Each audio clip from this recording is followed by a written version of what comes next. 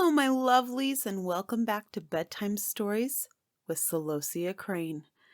And our next Romanian folktale, Cunning, Ileane.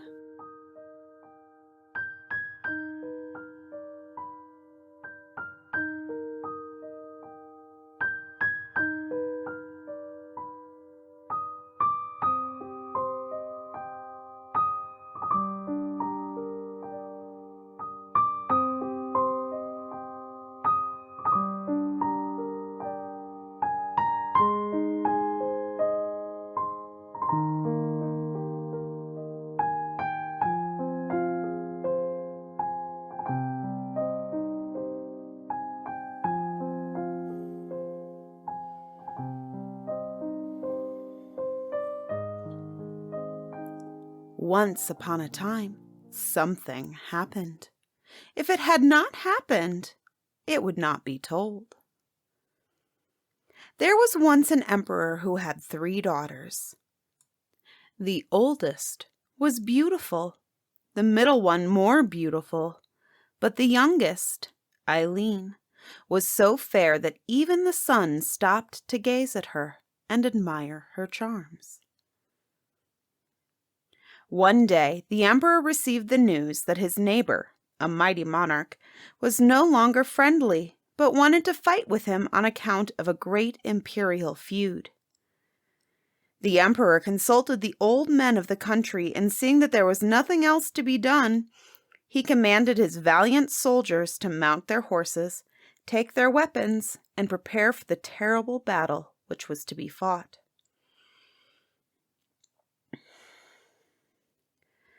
Before mounting himself, the emperor called his daughters, addressed a few fatherly, touching words to them, and gave each one a beautiful flower, a merry little bird, and a rosy-cheeked apple.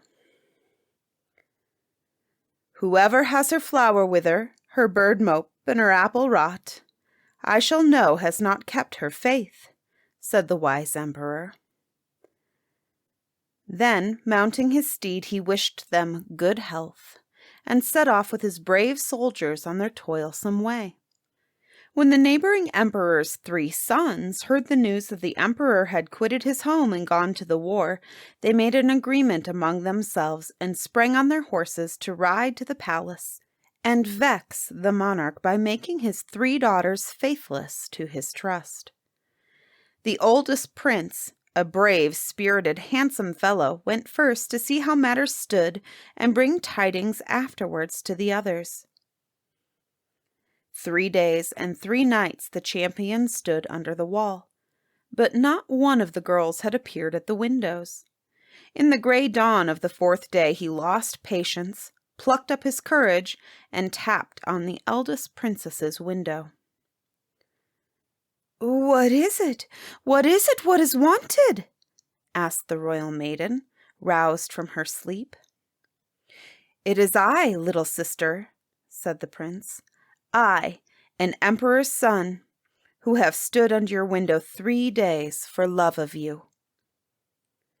The princess did not even approach the window, but replied in a prudent tone, "Go back home by the way you came. May flowers spring up before you and thorns remain behind." After 3 more days and nights, the prince again knocked on the girl's window.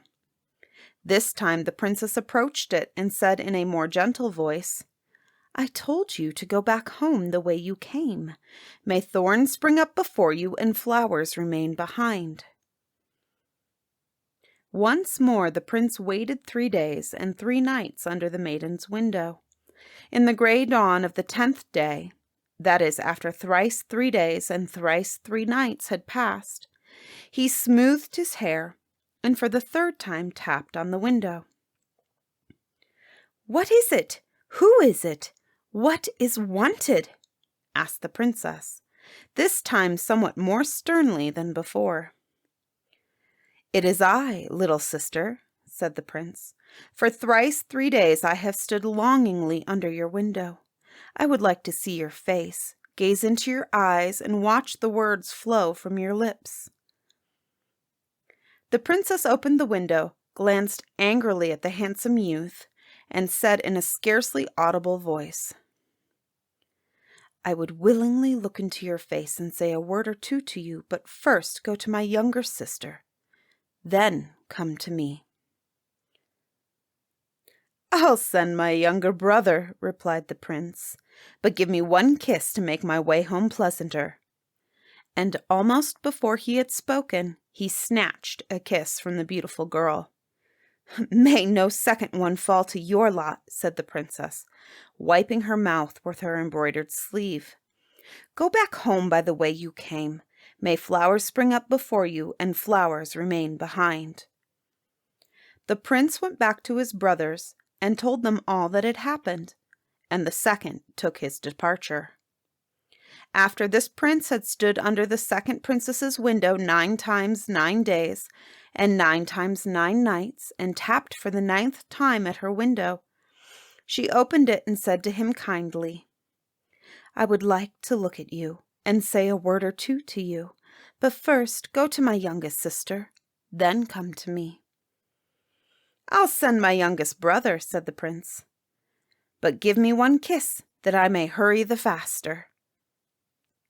He had scarcely said it when he stole a kiss.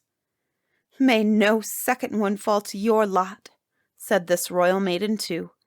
"Go back home by the way you came. May flowers spring up before you, and flowers remain behind." The prince returned to his brothers, told them all that had happened, and for the 3rd time a hero departed, the youngest son.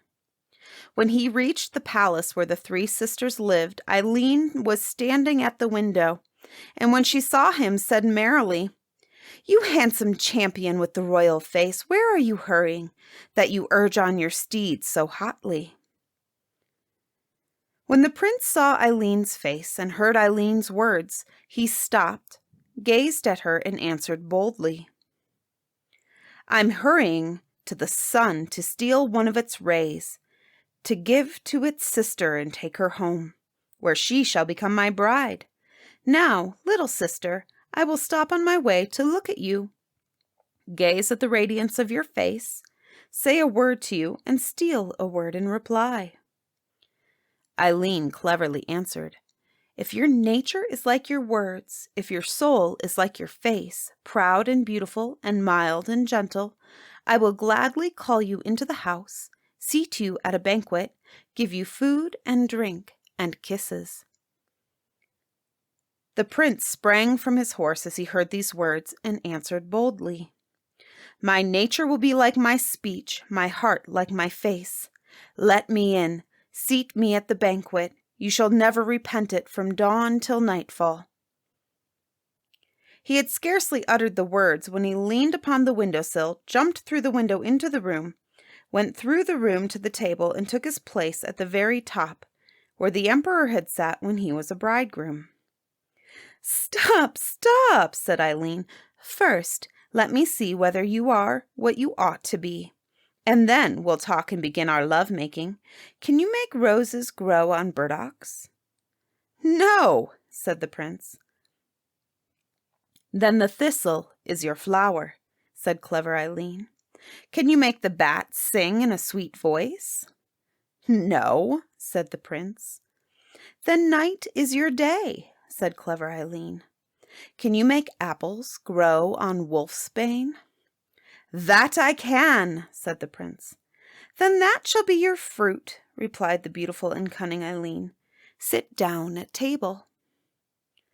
The prince took his place. Ah, but Ileane was indeed cunning Ileane.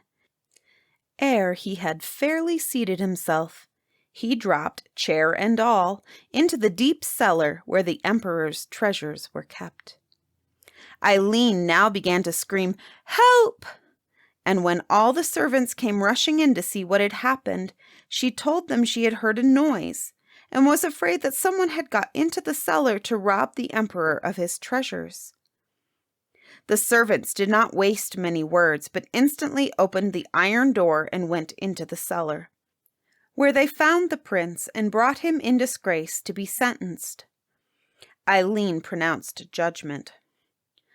12 girls under punishment for some offense were to carry him out of the country, and when they had reached the frontier with him, each one was to give him a kiss. The order was obeyed. When the prince reached home and joined his brothers, he told them the whole story, and after everything that had been related, their hearts were filled with rage. So they sent word to the 2 older princesses that they must arrange to have Ileane go to the 3 princes' court, so that they might revenge themselves upon her for the insult she had offered them. When the oldest daughter received this message from the prince, she pretended to be sick, called Ileane to her bedside, and told her that she could not get well unless Ileane brought her something to eat from the prince's kitchen. Ileane would have done anything for her sister's sake, so she took a little jug and set off for the court of the 3 princes to beg or steal. When she reached the palace, she rushed breathlessly into the kitchen and said to the head cook, "For heaven's sake, don't you hear the emperor calling you? Make haste and see what is the matter." The cook took to his heels and ran as fast as he could, as though he had received an imperial command. Ileane, left alone in the kitchen, filled her jug with food, emptied all the dainty dishes that were on the fire upon the floor, and went away. When the princes heard of this insult, they were still more enraged than before, sent another message to the 2 sisters, and again prepared a revenge. As soon as the second sister received the news, she too pretended to be ill, called Ileane to her bed, and told her that she could not get well unless she tasted the wine in the prince's cellar. Ileane would have done anything for her sister, so she took the little jug and prepared to go again. When she reached the court, she rushed into the cellar and, panting for breath, said to the head butler, "For heaven's sake, don't you hear the emperor calling you? Make haste and see what is the matter." The butler took to his heels and ran as if he had received an imperial command. Ileane filled her jug with wine, poured out the rest on the cellar floor, and then hurried home. The princes sent a 3rd message to the 2 princesses and told them they must send Ileane in a different way from what they had done before. This time both the princesses feigned illness, called their sister to them, and told her that they could not get well unless Ileane brought them 2 of the prince's apples. "My dear sisters," replied Ileane, "I would go through fire and water for you.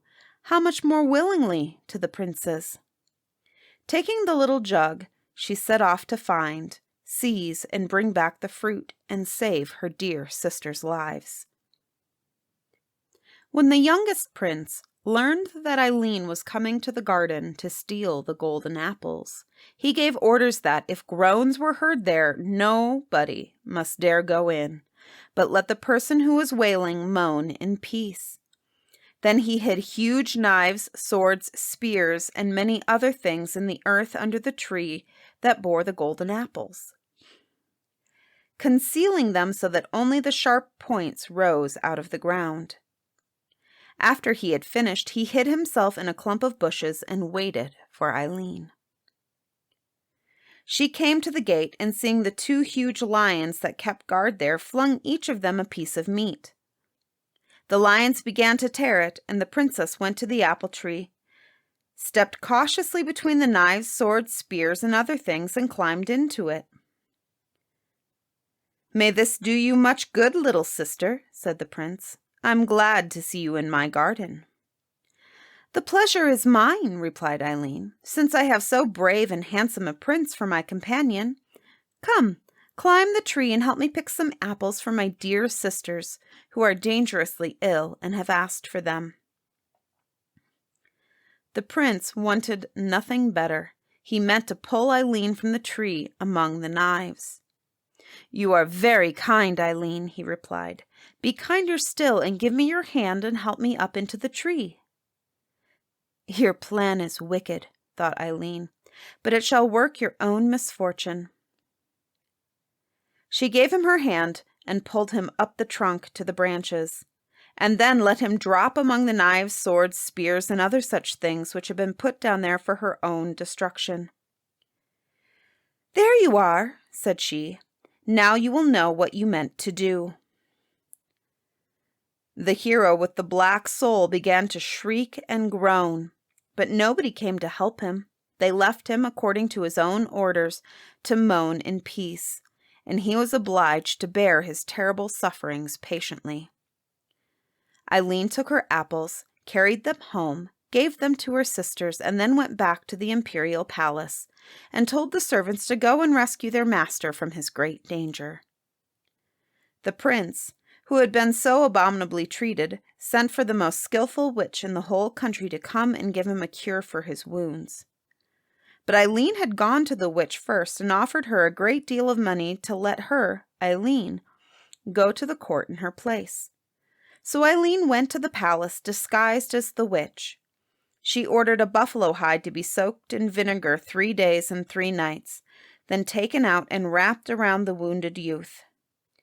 But the prince's cuts only burned the more, and his sufferings became still more unbearable. When he saw that he was in a bad way, he sent for a priest that he might relieve his heart before he died and give him the sacrament. But Ileane was not idle. She went to the priest, offered him a large sum of money, and induced him to let her go to the palace instead. So Ileane arrived at the court disguised as a priest. When she approached the prince's bed, he was at the point of death. There were scarcely 3 breaths left in him. "My son," said the false priest Ileane, "you have summoned me to confess your sins to me. Think of the hour of death, and tell me all you have on your heart. Are you at variance with anyone? Yes or no?" "With no one," replied the prince, "except Ileane, the youngest daughter of the emperor, our neighbor. And I hate her out of love and longing," he continued. "If I should not die but recover, I will ask the emperor for her hand in marriage. But if I don't kill her the first night, she shall be my faithful wife, according to the law." Ileane heard these words, said a few in reply, and then went home.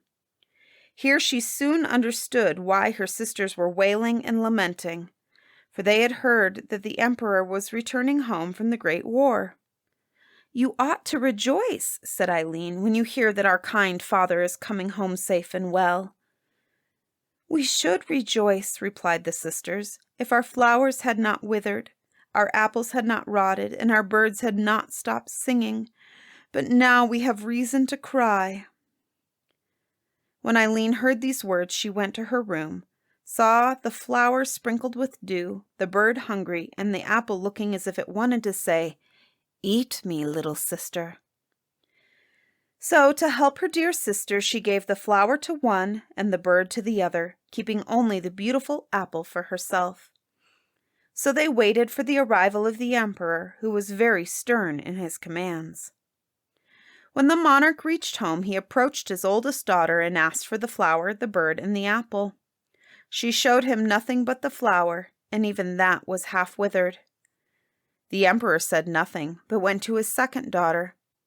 She showed him only the little bird, and that too looked drooping.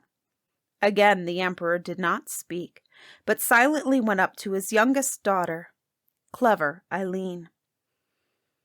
When the emperor saw the apple on Ileane's chest of drawers, he could almost have devoured it with his eyes. It was so beautiful. "Where did you put the flower, and what have you done with the bird?" he asked Ileane. Ileane did not answer, but hurried to her sisters and brought back a fresh flower and a merry little bird. "May you prosper, my little daughter," said the emperor. "I see now that you have kept faith with me." From Ileane, the emperor went to his second daughter and then to the eldest one. When he questioned them about the 3 things he had trusted to their care, they hastily brought Ileane's flower, bird, and apple. But as God permits no falsehood to succeed, in their hands the flower withered, the bird moped, and only the apple remained fresh, rosy-cheeked, and eatable. When the emperor saw this, he understood everything. He ordered the 2 older princesses to be buried to their breasts in the earth and left there that they might be an example of the severity of an imperial punishment. But Ileane he praised, kissed, spoke to her in kind, fatherly words, and said, May you have much happiness, my child, for you have been faithful to your duty." After the neighboring emperor's son had recovered, he mounted his horse and set off to ask Ileane to be his wife. The old emperor, Ileane's father, after hearing for what purpose the prince had come, said to him kindly, "Go and ask Ileane, my son and hero. Whatever she wishes shall, with God's help, be done." Ileane said nothing, but permitted the prince to kiss her. The emperor instantly understood the whole matter and said, "My dear children, I see that you ought to be husband and wife. May it prove for your good." It was not long before Ileane married the bold, handsome, heroic youth. Her wedding was so magnificent that tidings of it spread through 7 countries. Yes, indeed. But Ileane had not forgotten the evil the prince had in his mind. She knew that he would try some trick upon her the first night after their marriage. So she ordered a sugar doll to be made exactly the same size as she was herself, with face, eyes, lips, and figure precisely like Ileane's. When it was finished, she hid it in the bed where she was to sleep that night. In the evening, when the relatives and friends had gone to rest, and Ileane, too, had been asleep, the prince said to his bride, "Dear Ileane, wait a little while. I'll come back directly." Then he left the room. Ileane did not hesitate long, but jumped out of bed, left the sugar doll in her place, and hid behind a curtain at the head of the bed. She had scarcely concealed herself when the prince returned to the chamber with a sharp sword in his hand. "Tell me now, my dear Ileane," he said, "did you throw me into the cellar?" "Yes," said Ileane behind the curtain. The prince dealt one blow with the sword on the doll's breast. "Did you drive me out of the country with scorn and mockery?" he asked again. "Yes," said Ileane. The prince cut the doll across her face. "Did you empty my dishes of food?" asked the prince the 3rd time. "Yes," said Ileane. The prince slashed the doll from head to foot. "Did you pour out my wine?" was the prince's 4th question. "Yes," said Ileane. The prince cut the figure once across. Ileane began to breathe heavily as if in the agony of death. "Did you throw me among the knives?" he asked for the 5th and last question. "Yes," said Ileane. The prince now thrust his sword into the figure's heart, slashed and hacked it in all directions with all his strength, till the tears ran down in streams. As dawn approached, he began to sob bitterly. Suddenly, a bit of sugar popped into his mouth. "Ah, Ileane, you were sweet in life and remain sweet even in death," he said, weeping still more violently. "Sweet indeed," said Ileane, coming out from behind the curtain. "But from this hour forth, I will be 100,000 times sweeter." The prince seemed fairly petrified with delight when he saw Ileane safe and well. He clasped her in his arms, and for many years they lived joyously and ruled the land in peace and happiness.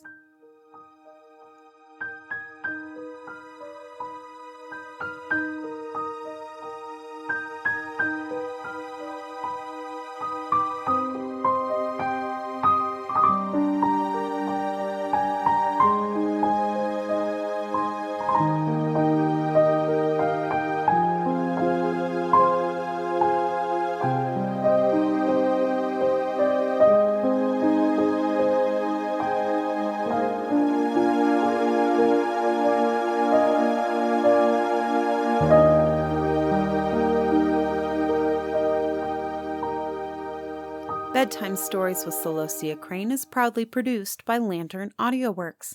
To gain early access to all episodes of this podcast, as well as patron-only episodes and patron-exclusive shows, please visit our Patreon page, patreon.com/Lantern AudioWorks.